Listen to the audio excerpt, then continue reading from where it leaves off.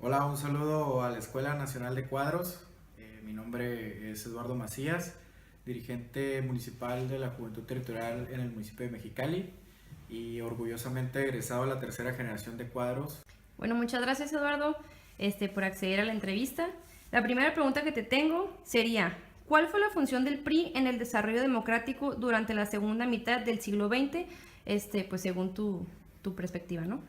Bueno, pues tenemos dos sucesos importantes en lo que viene siendo la segunda mitad del siglo XX. La primera es en los años 70, cuando se da cuenta el partido que necesita tener reformas electorales para que los demás partidos que conviven democráticamente en nuestro país ejerzan puestos legislativos principalmente dentro de la democracia mexicana y se aceptan los plurinominales como actores de cambio dentro del poder legislativo para que ejerzan su opinión.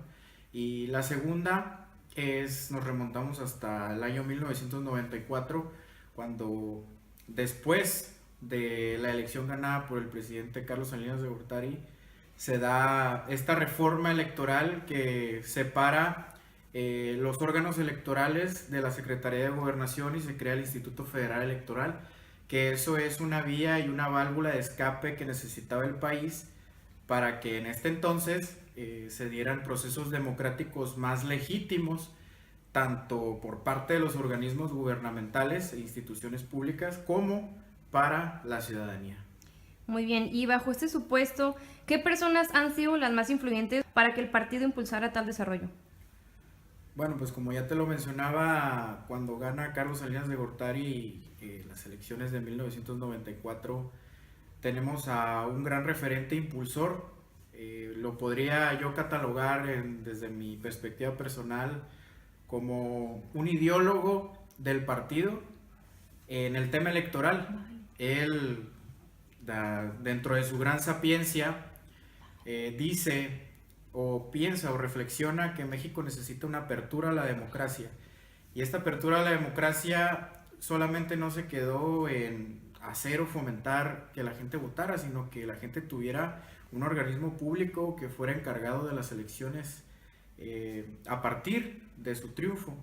Entonces esto, después de lo que tenemos o la coyuntura política que se observa en este periodo de la historia mexicana, Carlos Salinas de Gortari se da cuenta que México necesita un avance y dado al desarrollo globalizador que se está dando en todos los países y todas las políticas que se están implementando, pues en materia electoral y fomentando a la democracia, pues se da cuenta que necesita México un organismo electoral en el cual se pueda tener mucho mayor legitimidad y confianza, principalmente legitimidad, ¿no? Porque si recordamos a uno de los autores principales de la teoría clásica del Estado, como lo es Max Weber, tiene tres vertientes para la legitimidad política, que es la legitimidad por tradición, la legitimidad carismática y la legitimidad legal fundamental. Esta última precisamente es la que aplica el Estado mexicano, ya con Carlos Salinas de Gortari al frente de nuestra nación, la que dice necesitamos un organismo que mediante la ley se encargue de las elecciones, y creo que esta fue una de las mayores virtudes de su administración y fue una piedra angular para lo que vemos hoy en la actualidad, ¿no? Ya el siglo XXI y todo lo que se ha venido desarrollando actualmente en la democracia. Hoy en día, que ya tenemos el Instituto Nacional Electoral, que vino a reformar esos, ahora sí que candados o retos que tenía el IFE, y lo vino a mejorar ahora con el presidente de la República, Enrique Peña Nieto. Bueno, como ya sabemos, como militantes del partido, hubo una breve etapa de la historia moderna mexicana, digo, para ser precisos, del año 2000 al 2012, que pues ya sabemos, ¿no? El PRI fue oposición en el gobierno. En tu opinión, ¿a qué se debió que la ciudadanía perdiera la confianza en el partido y decidiera pues la alternancia al poder, ¿no? Bueno, Daniela, la primera idea que se me viene a la mente es que en México solamente hemos tenido dos partidos que han regido el gobierno federal. Uno es orgullosamente el Partido de la Revolución Institucional y el otro es el Partido de Acción Nacional.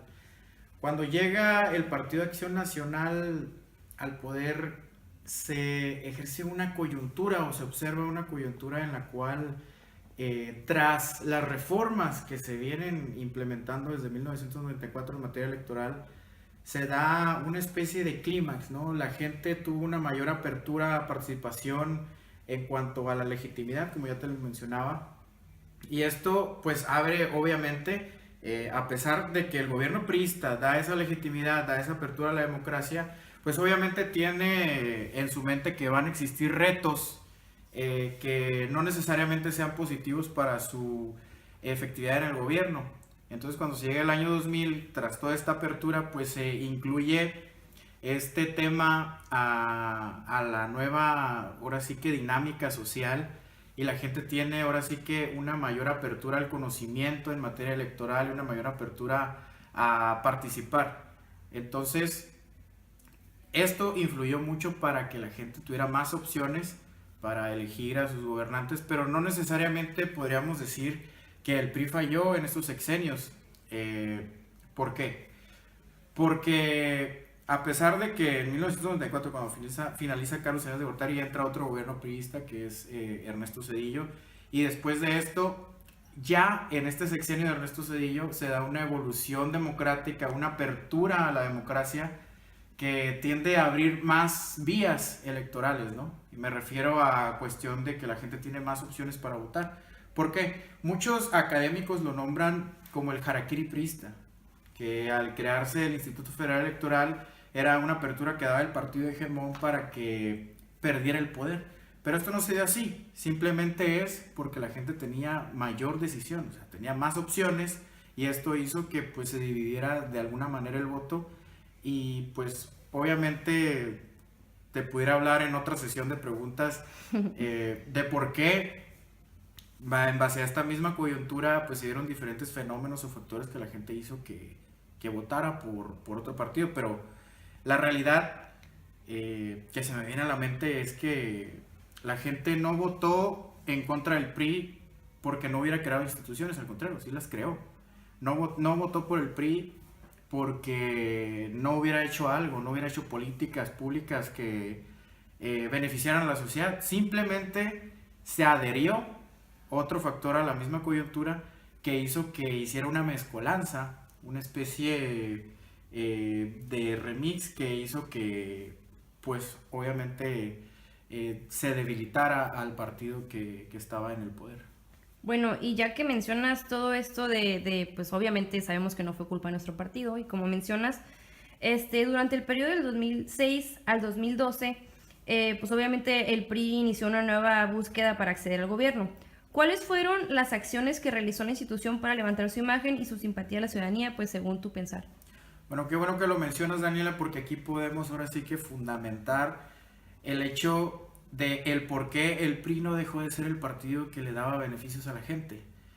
Y esto lo menciono porque a pesar de que llegaron dos administraciones de Acción Nacional de 2000 al 2012, en el cual nuestro partido entró en un momento histórico en el cual nos ubicamos principalmente como oposición, la primera vez Sí, en la claro. historia que nos ponemos como oposición.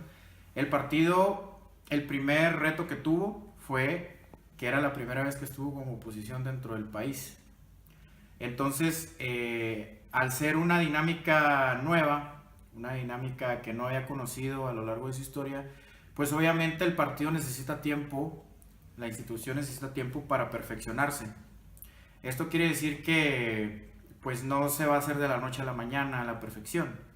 Y el partido tomó dos administraciones, tomó 12 años para poder posicionarse como una verdadera oposición y reformar su plan de acción y sus estatutos para el beneficio de la gente. El PRI se dio cuenta que la gente, la sociedad, el pueblo mexicano, no iba a comprar la misma idea que se tenía en el milenio anterior. ¿Por qué?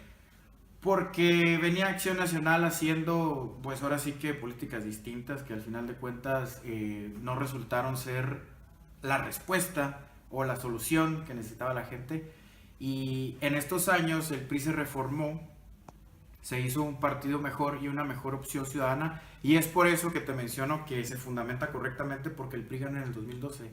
Muchas personas de la oposición y no necesariamente de Acción Nacional, de otros partidos políticos que están en contra de nuestra institución, mencionan que el PRI ganó en base a factores incidentes de los poderes fácticos de nuestro país, pero esto no es posible. O sea, ¿cómo un partido que estuvo por más de 70 años en el poder va a volver a retomar el triunfo en las elecciones simplemente porque se volvió la mejor opción? Se volvió un partido en el cual se dio cuenta de sus realidades, cambió sus realidades, y estas mismas pues obviamente las tomó como retos necesarios para la incidencia de nuestra sociedad, ¿no? Sí, bueno, como mencionas, yo creo que también la gente se dio cuenta de las verdaderas bases del partido. Digo, al fin de cuentas el lema lo dice, ¿no? Democracia y justicia social. Exactamente, o sea, el chiste de la democracia y de la evolución de las instituciones es eso, reformarse para mejorar. Y al ser un partido que está durante un letargo tiempo y posicionamiento como un partido hegemón, que así lo denomina la ciencia política, pues obviamente al estar en el posicionamiento de oposición, pues obviamente se tiene que reformar y brindarle la mejor opción a la sociedad para que vuelva a retomar ese papel. Y algo, digo, por lo que mencionas, yo creo que nuestro partido, algo bueno, tiene muchas cosas buenas, todos lo sabemos, ¿no? Pero una de las cosas que a mí me gusta y me llama mucho la atención es que no es un partido cerrado. Digo, es un partido que va a la vanguardia, que siempre va transformándose en base a las necesidades que nuestra sociedad va necesitando, va requiriendo. Y yo creo que eso también es la esencia de nuestro partido, ¿no? Que no se queda pues en la etapa que vivíamos antes, porque pues las necesidades de la gente pues siempre van cambiando. Y yo creo que esa es la, como mencionas, pues la base de la democracia y de la pluralidad que nuestro partido brinda, ¿no? No, y qué bueno que lo mencionas porque, o sea, retos siempre va a haber en la evolución histórica de las sociedades, pero hace poco tuvimos una asamblea nacional, una asamblea en la cual se discutieron y se debatieron temas importantes que ya no eran temas de partido, sino eran temas en los cuales ya ingería la opinión pública. Y ingiere la opinión pública, yo creo que a un grado, así que 100%. ¿Por qué? Porque la sociedad, al estar nosotros dentro de, ahora sí que somos la cara de la administración federal, nos damos cuenta que a pesar de que tenemos el poder y estamos haciendo políticas en beneficio de la gente, pues obviamente va a haber sectores de la sociedad que no estén de acuerdo con nuestras políticas, pero es una manera de visión del partido, y el partido se dio cuenta de eso y abrió esos candados que tal vez estaban cerrados durante mucho tiempo, y ahora nos damos cuenta que pues le está dando mayor inclusión. Una de las propuestas que se aprobaron en la Asamblea Nacional y que me parece benéfica es la apertura a los candidatos ciudadanos. ¿Por qué? Porque un partido político no puede ser una élite hoy en día. Un partido político hoy en día no es un grupo de personas que se pugnan por el poder, y esa idea es una idea contrarrestante a la democracia mexicana. Entonces, al ser una idea contrarrestante a la mexicana, hoy los partidos políticos, si quieren ganarse la legitimidad de la población, de la ciudadanía, pues tienen que abrirse a las ideas de la ciudadanía.